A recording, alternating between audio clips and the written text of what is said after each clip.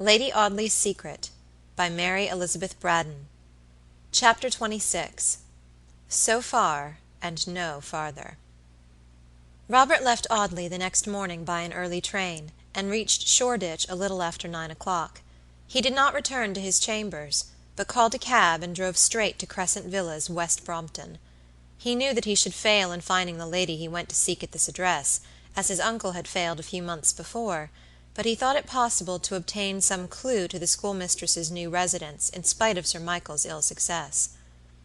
"Mrs. Vincent was in a dying state, according to the telegraphic message," Robert thought.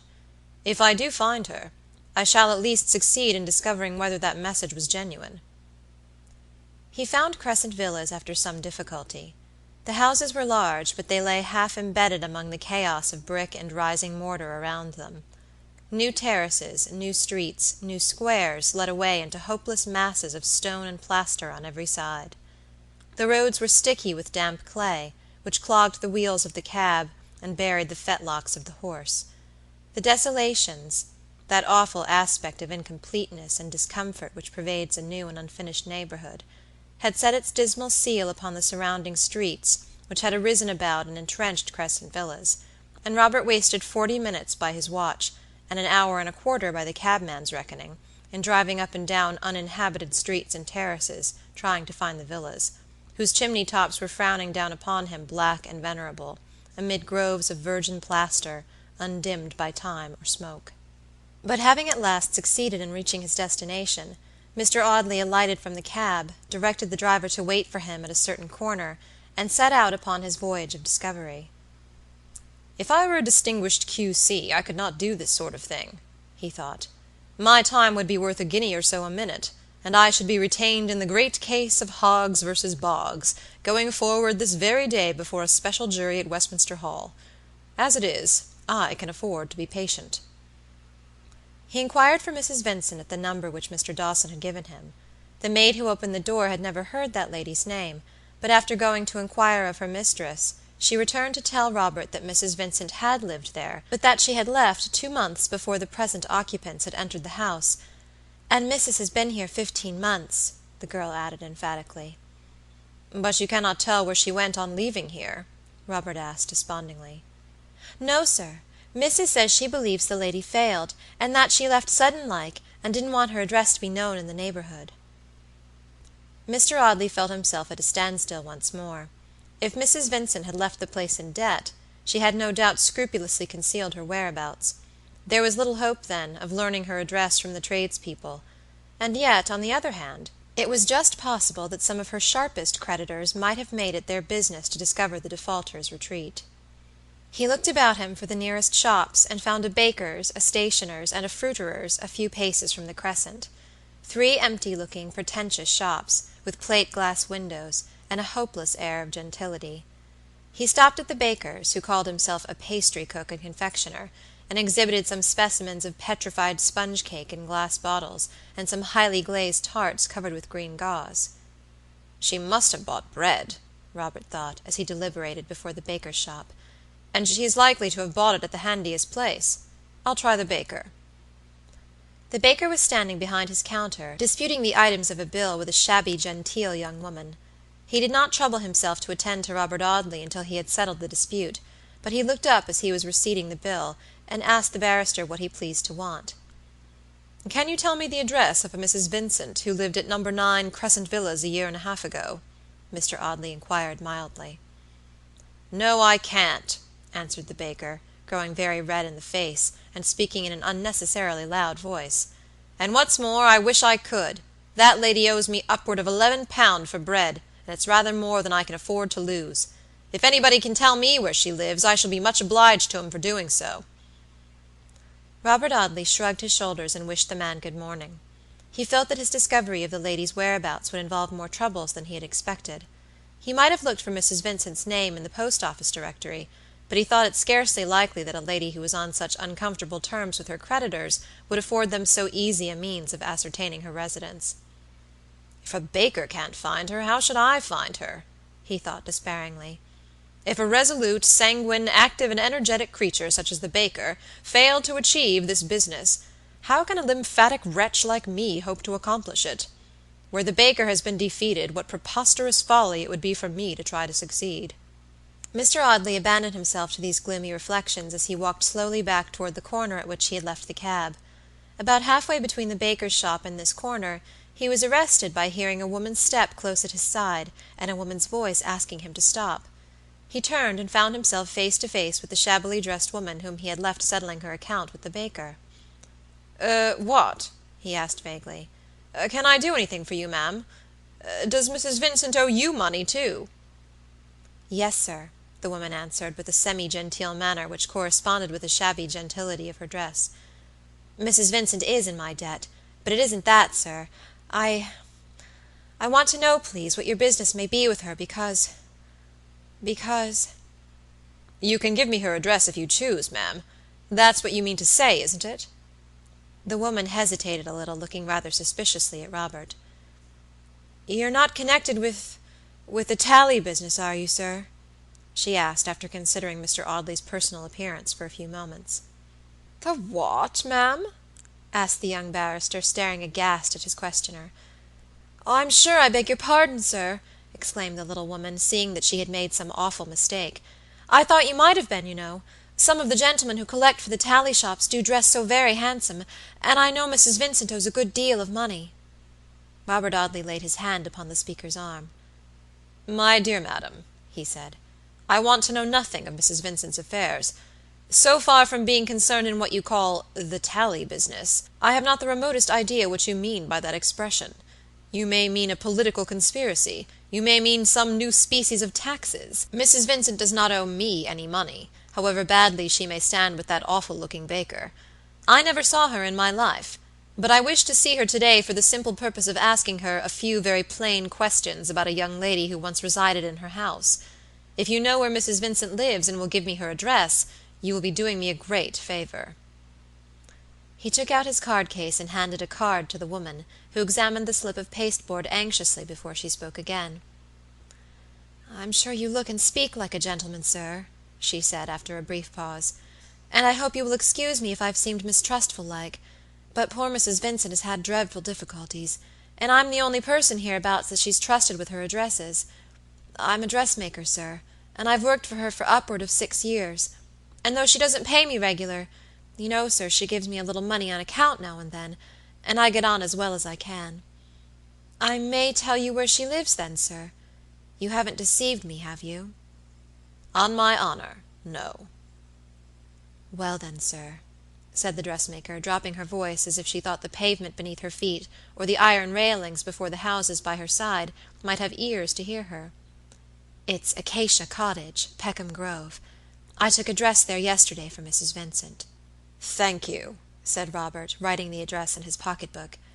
"I am very much obliged to you, and you may rely upon it, Mrs. Vincent shall not suffer any inconvenience through me." He lifted his hat, bowed to the little dressmaker, and turned back to the cab. "I have beaten the baker, at any rate," he thought. "Now for the second stage, traveling backward in my lady's life." The drive from Brompton to the Peckham Road was a very long one, and between Crescent Villas and Acacia Cottage, Robert Audley had ample leisure for reflection. He thought of his uncle lying weak and ill in the oak room at Audley Court.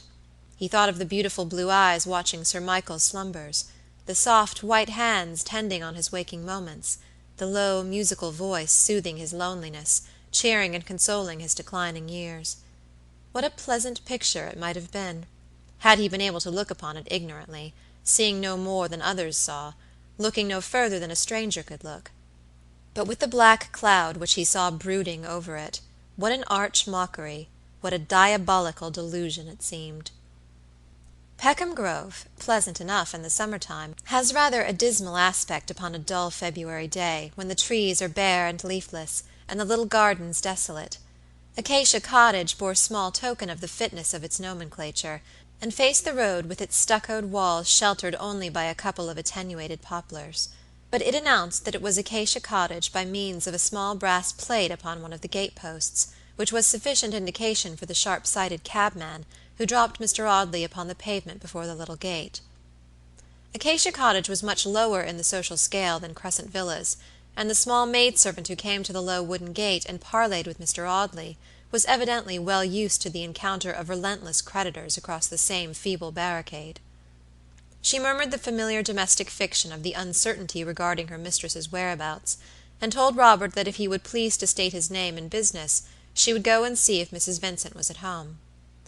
Mr. Audley produced a card, and wrote in pencil under his own name, "A connection of the late Miss Graham." He directed the small servant to carry his card to her mistress, and quietly awaited the result. The servant returned in about 5 minutes with the key of the gate. Her mistress was at home, she told Robert as she admitted him, and would be happy to see the gentleman. The square parlor into which Robert was ushered bore in every scrap of ornament, in every article of furniture, the unmistakable stamp of that species of poverty which is most comfortless because it is never stationary.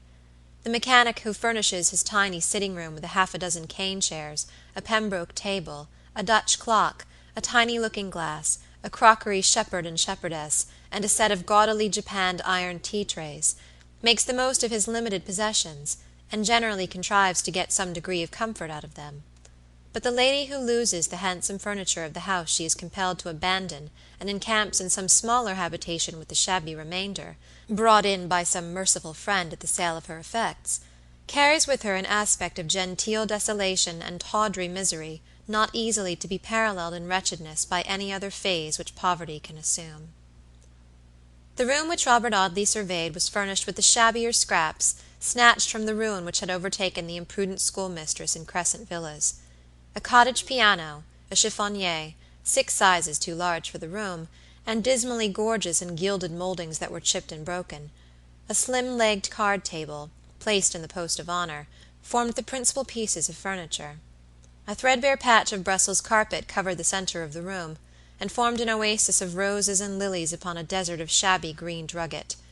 Knitted curtains shaded the windows, in which hung wire baskets of horrible-looking plants of the cactus species, that grew downward, like some demented class of vegetation, whose prickly and spider-like members had a fancy for standing on their heads. The green baize-covered card table was adorned with gaudily bound annuals or books of beauty, placed at right angles, but Robert Audley did not avail himself of these literary distractions. He seated himself upon one of the rickety chairs, and waited patiently for the advent of the schoolmistress. He could hear the hum of half a dozen voices in a room near him, and the jingling harmonies of a set of variations in "De Conte" upon a piano, whose every wire was evidently in the last stages of attenuation. He had waited for about a quarter of an hour, when the door was opened, and a lady, very much dressed, and with the setting sunlight of faded beauty upon her face, entered the room. "Mr. Audley, I presume," she said, motioning to Robert to reseat himself, and placing herself in an easy-chair opposite to him. "You will pardon me, I hope, for detaining you so long. My duties—" "It is I who should apologize for intruding upon you," Robert answered politely. "But my motive for calling upon you is a very serious one, and must plead my excuse. You remember the lady whose name I wrote upon my card?" "Perfectly." "May I ask how much you know of that lady's history since her departure from your house?" "Very little. In point of fact, scarcely anything at all. Miss Graham, I believe, obtained a situation in the family of a surgeon resident in Essex. Indeed, it was I who recommended her to that gentleman. I have never heard from her since she left me." "But you have communicated with her?" Robert asked eagerly. "No, indeed." Mr. Audley was silent for a few moments, the shadow of gloomy thoughts gathering darkly on his face. "May I ask if you sent a telegraphic dispatch to Miss Graham early in last September, stating that you were dangerously ill, and that you wished to see her?" Mrs. Vincent smiled at her visitor's question. "I had no occasion to send such a message," she said. "I have never been seriously ill in my life." Robert Audley paused before he asked any further questions, and scrawled a few penciled words in his notebook. "If I ask you a few straightforward questions about Miss Lucy Graham, madam," he said, "will you do me the favor to answer them without asking my motive in making such inquiries?" "Most certainly," replied Mrs. Vincent. "I know nothing to Miss Graham's disadvantage, and have no justification for making a mystery of the little I do know." "Then will you tell me at what date the young lady first came to you?" Mrs. Vincent smiled and shook her head. She had a pretty smile, the frank smile of a woman who had been admired, and who has too long felt the certainty of being able to please, to be utterly subjugated by any worldly misfortune. "It's not the least use to ask me, Mr. Audley," she said. "I'm the most careless creature in the world. I never did and never could remember dates, though I do all in my power to impress upon my girls how important it is for their future welfare that they should know when William the Conqueror began to reign, and all that kind of thing. But I haven't the remotest idea when Miss Graham came to me, although I know it was ages ago, for it was the very summer I had my peach-colored silk. But we must consult Tonks. Tonks is sure to be right." Robert Audley wondered who or what Tonks could be, a diary, perhaps, or a memorandum book, some obscure rival of Letsome. Mrs. Vincent rung the bell, which was answered by the maidservant who had admitted Robert. "Ask Miss Tonks to come to me," she said. "I want to see her particularly." In less than 5 minutes Miss Tonks made her appearance. She was wintry and rather frostbitten in aspect, and seemed to bring cold air in the scanty folds of her somber merino dress. She was no age in particular, and looked as if she had never been younger, and would never grow older, but would remain forever working backward and forward in her narrow groove, like some self-feeding machine for the instruction of young ladies. "Tonks, my dear," said Mrs. Vincent without ceremony, "this gentleman is a relative of Miss Graham's. Do you remember how long it is since she came to us at Crescent Villas?" "She came in August, 1854," answered Miss Tonks. "I think it was the 18th of August, but I'm not quite sure that it wasn't the 17th. I know it was on a Tuesday." "Thank you, Tonks, you are a most invaluable darling," exclaimed Mrs. Vincent with her sweetest smile. It was perhaps because of the invaluable nature of Miss Tonks's services that she had received no remuneration whatever from her employer for the last 3 or 4 years. Mrs. Vincent might have hesitated to pay from very contempt for the pitiful nature of the stipend as compared with the merits of the teacher. "Is there anything else that Tonks or I can tell you, Mr. Audley?" asked the schoolmistress.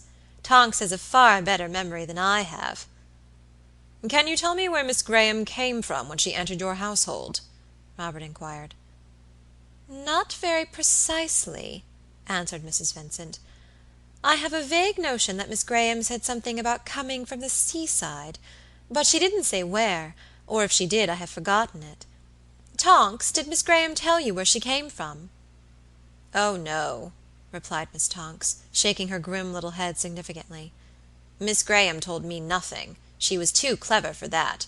She knows how to keep her own secrets, in spite of her innocent ways and her curly hair," Miss Tonks added spitefully. "You think she had secrets?" Robert asked rather eagerly. "I know she had," replied Miss Tonks with frosty decision. "All manner of secrets. I wouldn't have engaged such a person as junior teacher in a respectable school without so much as one word of recommendation from any living creature." "You had no reference, then, from Miss Graham?" asked Robert, addressing Mrs. Vincent. "No," the lady answered, with some little embarrassment. "I waived that. Miss Graham waived the question of salary. I could not do less than waive the question of reference. She quarreled with her papa, she told me, and she wanted to find a home away from all the people she had ever known. She wished to keep herself quite separate from these people. She had endured so much, she said, young as she was, and she wanted to escape from her troubles. How could I press her for a reference under these circumstances, especially when I saw that she was a perfect lady? You know that Lucy Graham was a perfect lady, Tonks, and it is very unkind for you to say such cruel things about my taking her without a reference." "When people make favorites, they are apt to be deceived in them," Miss Tonks answered, with icy sententiousness, and with no very perceptible relevance to the point in discussion. "I never made her a favorite, you jealous Tonks," Mrs. Vincent answered reproachfully. "I never said she was as useful as you, dear. You know I never did." "Oh, no," replied Miss Tonks, with a chilling accent. "You never said she was useful. She was only ornamental, a person to be shown off to visitors, and to play fantasias on the drawing-room piano." "Then you can give me no clue to Miss Graham's previous history?" Robert asked, looking from the schoolmistress to her teacher. He saw very clearly that Miss Tonks bore an envious grudge against Lucy Graham, a grudge which even the lapse of time had not healed. "If this woman knows anything to my lady's detriment, she will tell it," he thought. "She will tell it only too willingly." But Miss Tonks appeared to know nothing whatever, except that Miss Graham had sometimes declared herself an ill-used creature, deceived by the baseness of mankind, and the victim of unmerited sufferings, in the way of poverty and deprivation. Beyond this Miss Tonks could tell nothing, and although she made the most of what she did know, Robert soon sounded the depth of her small stock of information. "I have only one more question to ask," he said at last. "It is this: did Miss Graham leave any books or knick-knacks, or any other kind of property whatever behind her, when she left your establishment?" "Not to my knowledge," Mrs. Vincent replied. "Yes," cried Miss Tonks, sharply. "She did leave something. She left a box. It's upstairs in my room. I've got an old bonnet in it. Would you like to see the box?" she asked, addressing Robert. "If you will be so good as to allow me," he answered, "I should very much like to see it." "I'll fetch it down," said Miss Tonks. "It's not very big." She ran out of the room before Mr. Audley had time to utter any polite remonstrance. "How pitiless these women are to each other," he thought, while the teacher was absent. "This one knows intuitively that there is some danger to the other lurking beneath my questions. She sniffs the coming trouble to her fellow female creature, and rejoices in it, and would take any pains to help me. What a world it is, and how these women take life out of her hands! Helen Maldon, Lady Audley, Clara Talboys, and now Miss Tonks, all womankind from beginning to end." Miss Tonks re-entered while the young barrister was meditating upon the infamy of her sex. She carried a dilapidated paper-covered bonnet-box, which she submitted to Robert's inspection. Mr. Audley knelt down to examine the scraps of railway labels and addresses which were pasted here and there upon the box. It had been battered upon a great many different lines of railway, and had evidently travelled considerably. Many of the labels had been torn off, but fragments of some of them remained, and upon one yellow scrap of paper Robert read the letters T-U-R-I. "This box has been to Italy," he thought. "Those are the first 4 letters of the word Turin, and the label is a foreign one." The only direction which had not been either defaced or torn away was the last, which bore the name of Miss Graham, passenger to London. Looking very closely at this label, Mr. Audley discovered that it had been pasted over another. "Will you be so good as to let me have a little water and a piece of sponge?" he said. "I want to get off this upper label. Believe me that I am justified in what I am doing." Miss Tonks ran out of the room and returned immediately with a basin of water and a sponge. "Shall I take off the label?" she asked. "No, thank you," Robert answered coldly. "I can do it very well myself." He damped the upper label several times before he could loosen the edges of the paper, but after 2 or 3 careful attempts the moistened surface peeled off, without injury to the underneath address. Miss Tonks could not contrive to read this address across Robert's shoulder, though she exhibited considerable dexterity in her endeavors to accomplish that object. Mr. Audley repeated his operations upon the lower label, which he removed from the box and placed very carefully between 2 blank leaves of his pocket-book. "I need intrude upon you no longer, ladies," he said when he had done this. "I am extremely obliged to you for having afforded me all the information in your power. I wish you good morning." Mrs. Vincent smiled and bowed, murmuring some complacent conventionality about the delight she had felt in Mr. Audley's visit. Miss Tonks, more observant, stared at the white change which had come over the young man's face since he had removed the upper label from the box. Robert walked slowly away from Acacia Cottage. "If that which I have found today is no evidence for a jury," he thought, "it is surely enough to convince my uncle that he has married a designing and infamous woman." Chapter 26. Lady Audley's Secret, by Mary Elizabeth Braddon. Chapter 27. Beginning at the Other End. Robert Audley walked slowly through the leafless grove, under the bare and shadowless trees in the gray February atmosphere, thinking as he went of the discovery he had just made. "I have that in my pocket-book," he pondered, "which forms the connecting link between the woman whose death George Talboys read of in the Times newspaper, and the woman who rules in my uncle's house. The history of Lucy Graham ends abruptly on the threshold of Mrs. Vincent's school. She entered that establishment in August, 1854. The schoolmistress and her assistant can tell me this, but they cannot tell me whence she came. They cannot give me one clue to the secrets of her life from the day of her birth until the day she entered that house. I can go no further in this backward investigation of my lady's antecedents. What am I to do, then, if I mean to keep my promise to Clara Talboys?" He walked on for a few paces, revolving this question in his mind, with a darker shadow than the shadows of the gathering winter twilight on his face, and a heavy oppression of mingled sorrow and dread weighing down his heart. "My duty is clear enough," he thought, "not the less clear because it leads me step by step, carrying ruin and desolation with me, to the home I love. I must begin at the other end. I must begin at the other end and discover the history of Helen Talboys from the hour of George's departure until the day of the funeral in the churchyard at Ventnor." Mr. Audley hailed a passing hansom, and drove back to his chambers. He reached Figtree Court in time to write a few lines to Miss Talboys, and to post his letter at St. Martin's le Grand off before 6 o'clock. "It will save me a day," he thought, as he drove to the General Post Office with this brief epistle. He had written to Clara Talboys to inquire the name of the little seaport town in which George had met Captain Maldon and his daughter, for in spite of the intimacy between the two young men, Robert Audley knew very few particulars of his friend's brief married life. From the hour in which George Talboys had read the announcement of his wife's death in the columns of the Times, he had avoided all mention of the tender history which had been so cruelly broken, the familiar record which had been so darkly blotted out. There was so much that was painful in that brief story. There was such bitter self-reproach involved in the recollection of that desertion which must have seemed so cruel to her who waited and watched at home. Robert Audley comprehended this, and he did not wonder at his friend's silence. The sorrowful story had been tacitly avoided by both, and Robert was as ignorant of the unhappy history of this one year in his schoolfellow's life as if they had never lived together in friendly companionship in those snug Temple chambers. The letter, written to Miss Talboys by her brother George, within a month of his marriage, was dated Harrogate. It was at Harrogate, therefore, Robert concluded, the young couple spent their honeymoon.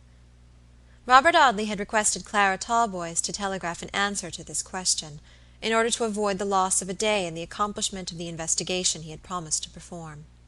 The telegraphic answer reached Figtree Court before 12 o'clock the next day. The name of the seaport town was Wildernsea, Yorkshire. Within an hour of the receipt of this message, Mr. Audley arrived at the King's Cross station, and took his ticket for Wildernsea by an express train that started at 2:15. The shrieking engine bore him on the dreary northward journey, whirling him over desert wastes of flat meadowland and bare cornfields, faintly tinted with fresh sprouting green. This northern road was strange and unfamiliar to the young barrister, and the wide expanse of the wintry landscape chilled him by its aspect of bare loneliness. The knowledge of the purpose of his journey blighted every object upon which his absent glances fixed themselves for a moment, only to wander wearily away, only to turn inward upon that far darker picture always presenting itself to his anxious mind. It was dark when the train reached the Hull terminus, but Mr. Audley's journey was not ended. Amidst a crowd of porters and scattered heaps of that incongruous and heterogeneous luggage with which travelers encumber themselves, he was led, bewildered and half asleep, to another train which was to convey him along the branch line that swept past Wildernsea and skirted the border of the German Ocean. Half an hour after leaving Hull, Robert felt the briny freshness of the sea upon the breeze that blew in at the open window of the carriage, and an hour afterward the train stopped at a melancholy station, built amid a sandy desert, and inhabited by 2 or 3 gloomy officials, one of whom rung a terrific peal upon a harshly clanging bell as the train approached. Mr. Audley was the only passenger who alighted at the dismal station. The train swept on to the gayer scenes before the barrister had time to collect his senses, or to pick up the portmanteau which had been discovered with some difficulty amid a black cavern of baggage only illuminated by one lantern. "I wonder whether settlers in the backwoods of America feel as solitary and strange as I feel tonight," he thought, as he stared hopelessly about him in the darkness. He called to one of the officials and pointed to his portmanteau. "Will you carry that to the nearest hotel for me?" he said. "That is to say, if I can get a good bed there." The man laughed as he shouldered the portmanteau. "You can get 30 beds, I dare say, sir, if you wanted 'em," he said. "We ain't over busy at Wildernsea at this time o' year. This way, sir." The porter opened a wooden door in the station wall, and Robert Audley found himself upon a wide bowling green of smooth grass, which surrounded a huge square building, that loomed darkly on him through the winter's night, its black solidity only relieved by two lighted windows, far apart from each other, and glimmering redly like beacons on the darkness. "This is the Victoria Hotel, sir," said the porter. "You wouldn't believe the crowds of company we have down here in the summer." In the face of the bare grass plot, the tenantless wooden alcoves, and the dark windows of the hotel, it was indeed rather difficult to imagine that the place was ever gay with merry people taking pleasure in the bright summer weather; but Robert Audley declared himself willing to believe anything the porter pleased to tell him, and followed his guide meekly to a little door at the side of the big hotel, which led into a comfortable bar, where the humbler class of summer visitors were accommodated with such refreshments as they pleased to pay for, without running the gauntlet of the prim white-waistcoated waiters on guard at the principal entrance. But there were very few attendants retained at the hotel in the bleak February season, and it was the landlord himself who ushered Robert into a dreary wilderness of polished mahogany tables and horsehair-cushioned chairs, which he called the coffee-room. Mr. Audley seated himself close to the wide steel fender, and stretched his cramped legs upon the hearthrug, while the landlord drove the poker into the vast pile of coal, and sent a ruddy blaze roaring upward through the chimney. "If you would prefer a private room, sir," the man began. "No, thank you," said Robert indifferently. "This room seems quite private enough just now. If you will order me a mutton chop and a pint of sherry, I shall be obliged." "Certainly, sir." "And I shall be still more obliged if you will favor me with a few minutes' conversation before you do so." "With very great pleasure, sir," the landlord answered good-naturedly. "We see so very little company at this season of the year, that we are only too glad to oblige those gentlemen who do visit us. Any information which I can afford you respecting the neighborhood of Wildernsea and its attractions," added the landlord, unconsciously quoting a small handbook of the watering place which he sold in the bar, "I shall be most happy to—" "But I don't want to know anything about the neighborhood of Wildernsea," interrupted Robert, with a feeble protest against the landlord's volubility. "I want to ask you a few questions about some people who once lived here." The landlord bowed and smiled, with an air which implied his readiness to recite the biographies of all the inhabitants of the little seaport, if required by Mr. Audley to do so. "How many years have you lived here?" Robert asked, taking his memorandum book from his pocket. "Will it annoy you if I make notes of your replies to my questions?" "Not at all, sir," replied the landlord, with a pompous enjoyment of the air of solemnity and importance which pervaded this business. "Any information which I can afford that is likely to be of ultimate value—" "Yes, thank you," Robert murmured, interrupting the flow of words. "You have lived here—" "6 years, sir." "Since the year '53?" "Since November in the year '52, sir. I was in business in Hull prior to that time. This house was only completed in the October before I entered it." "Do you remember a lieutenant in the navy, on half pay, I believe, at that time, called Maldon?" "Captain Maldon, sir?" "Yes, commonly called Captain Maldon. I see you do remember him." "Yes, sir. Captain Maldon was one of our best customers. He used to spend his evenings in this very room, though the walls were damp at that time, and we weren't able to paper the place for nearly a twelvemonth afterward.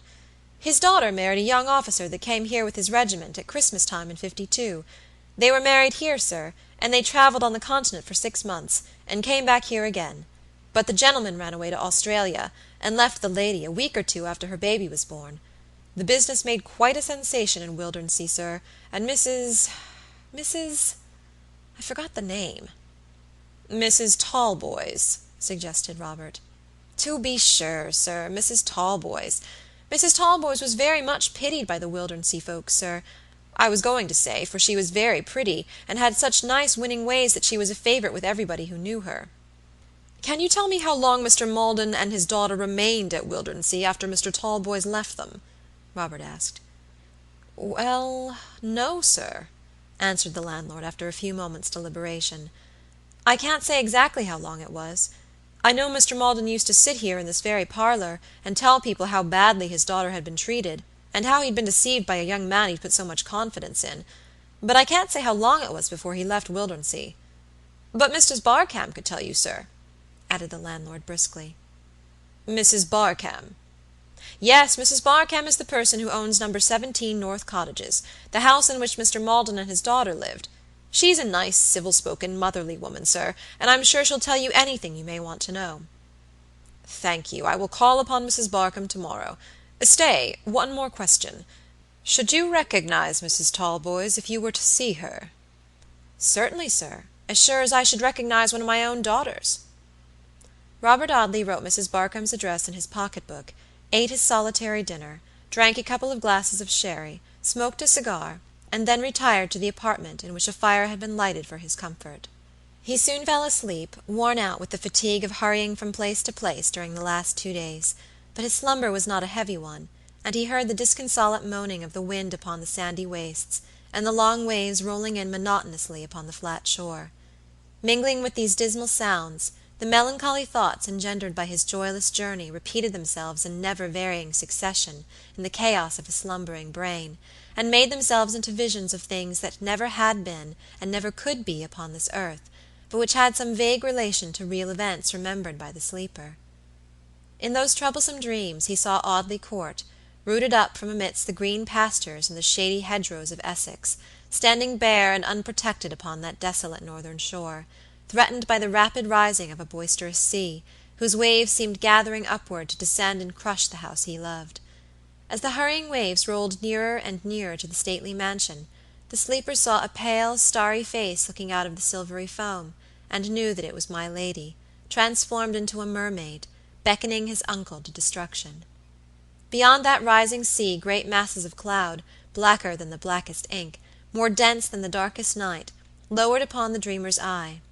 But as he looked at the dismal horizon, the storm clouds slowly parted, and from a narrow rent in the darkness a ray of light streamed out upon the hideous waves, which slowly, very slowly, receded, leaving the old mansion safe and firmly rooted on the shore. Robert awoke with the memory of this dream in his mind, and a sensation of physical relief, as if some heavy weight, which had oppressed him all the night, had been lifted from his breast. He fell asleep again, and did not awake until the broad winter sunlight shone upon the window blind, and the shrill voice of the chambermaid at his door announced that it was 8:30. At 10:15 he had left Victoria Hotel, and was making his way along the lonely platform in front of a row of shadowless houses that faced the sea. This row of hard, uncompromising, square-built habitations stretched away to the little harbor, in which 2 or 3 merchant vessels and a couple of colliers were anchored. Beyond the harbor there loomed, gray and cold upon the wintry horizon, a dismal barrack, parted from the Wildernsea houses by a narrow creek, spanned by an iron drawbridge. The scarlet coat of the sentinel who walked backward and forward between 2 cannons, placed at remote angles before the barrack wall, was the only scrap of color that relieved the neutral-tinted picture of the gray stone houses and the leaden sea. On one side of the harbor a long stone pier stretched out far away into the cruel loneliness of the sea, as if built for the especial accommodation of some modern Timon, too misanthropical to be satisfied even with the solitude of Wildernsea, and anxious to get still further away from his fellow creatures. It was on that pier George Talboys had first met his wife, under the blazing glory of a midsummer sky, and to the music of a braying band. It was there that the young cornet had first yielded to that sweet delusion, that fatal infatuation which had exercised so dark an influence upon his after-life. Robert looked savagely at this solitary watering-place, the shabby seaport. "It is such a place as this," he thought, "that works a strong man's ruin. He comes here, heart-whole and happy, with no better experience of women than is to be learned at a flower show or in a ball-room, with no more familiar knowledge of the creature than he has of the far-away satellites or the remoter planets, with a vague notion that she is a whirling teetotum in pink and blue gauze, or a graceful automaton for the display of milliners' manufacture.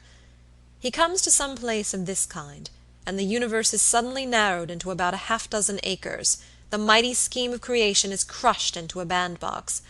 The far-away creatures whom he had seen floating about him, beautiful and indistinct, are brought under his very nose, and before he has time to recover his bewilderment, hey presto, the witchcraft has begun, the magic circle is drawn around him, the spells are at work, the whole formula of sorcery is in full play, and the victim is as powerless to escape as the marble-legged prince in the Eastern story." Ruminating in this wise, Robert Audley reached the house to which he had been directed as the residence of Mrs. Barkamb.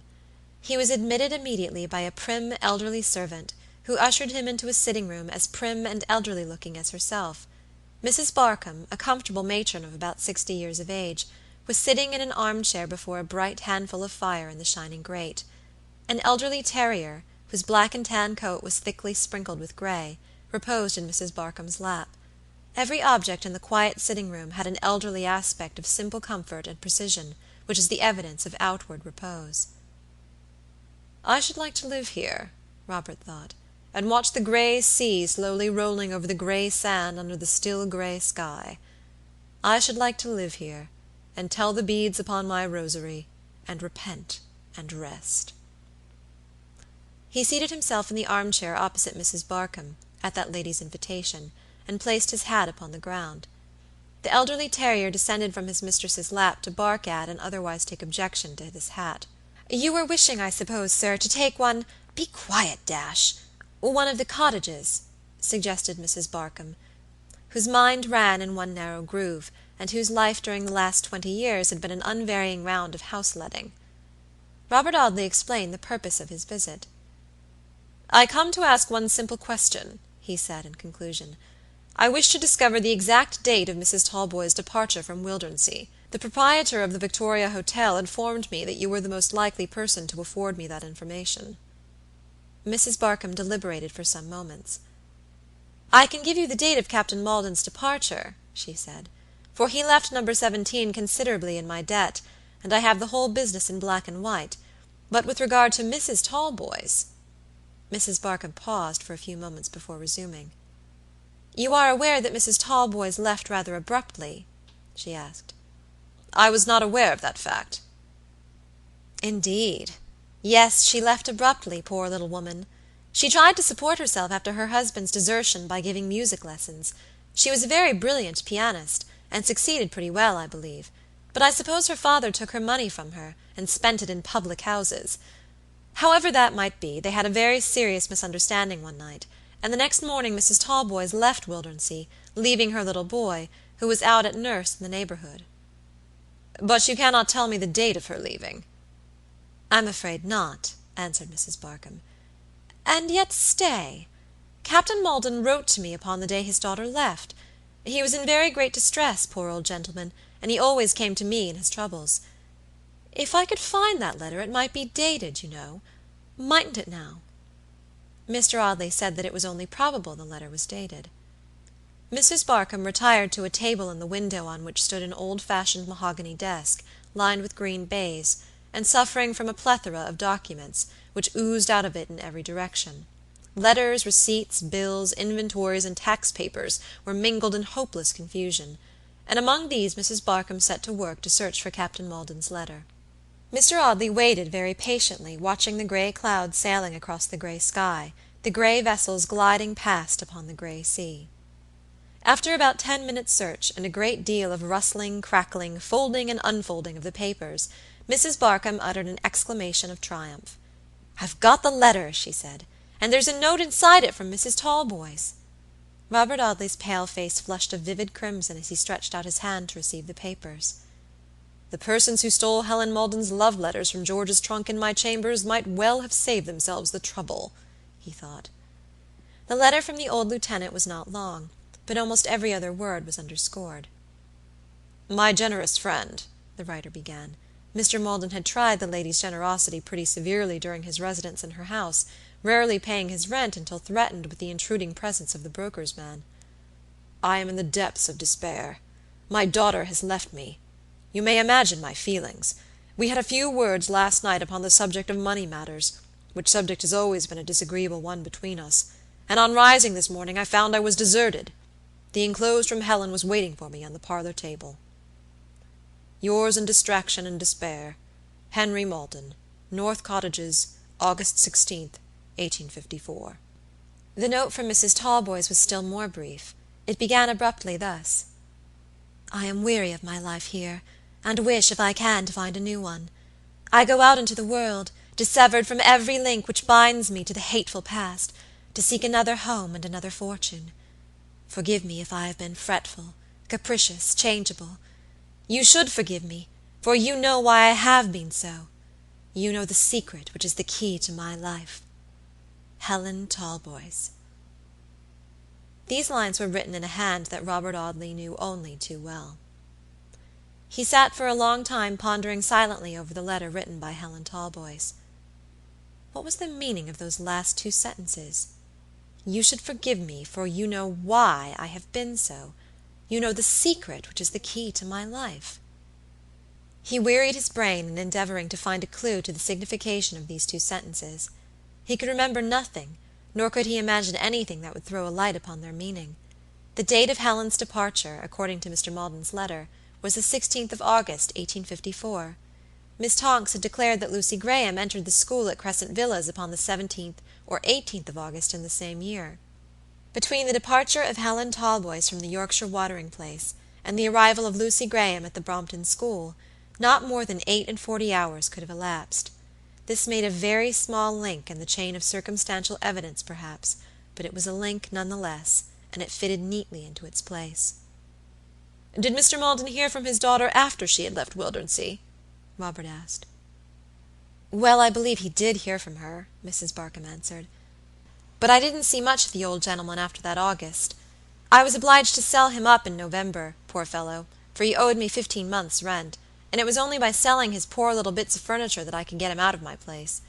We parted very good friends, in spite of my sending in the brokers, and the old gentleman went to London with the child, who was scarcely a 12-month old. Mrs. Barkamb had nothing more to tell, and Robert had no further questions to ask. He requested permission to retain the 2 letters written by the lieutenant and his daughter, and left the house with them in his pocket-book. He walked straight back to the hotel, where he called for a time-table. An express for London left Wildernsea at 1:15. Robert sent his portmanteau to the station, paid his bill, and walked up and down the stone terrace fronting the sea, waiting for the starting of the train. "I have traced the histories of Lucy Graham and Helen Talboys to a vanishing point," he thought. "My next business is to discover the history of the woman who lies buried in Ventnor churchyard." End of chapter 27.